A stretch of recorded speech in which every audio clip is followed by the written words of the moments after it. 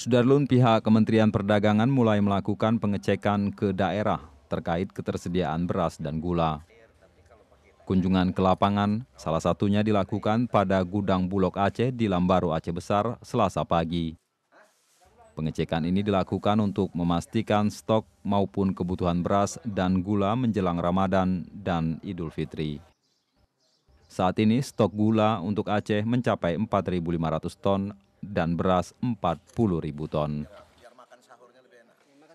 Alhamdulillah untuk Aceh, terutama untuk persediaan beras sudah dinyatakan kita sudah siap sampai 6-7 bulan mendatang.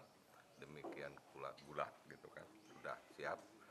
Jadi mudah-mudahan dan ini kami yakin bahwa ini akan terkendali ketersediaan. Kementerian Perdagangan berani menjamin harga bahan pokok tidak mengalami lonjakan saat Ramadan. Alasannya, untuk minyak goreng dan daging serta gula, harga ditetapkan secara nasional. Dari Banda Aceh, Budi Fatria, Serambi On TV.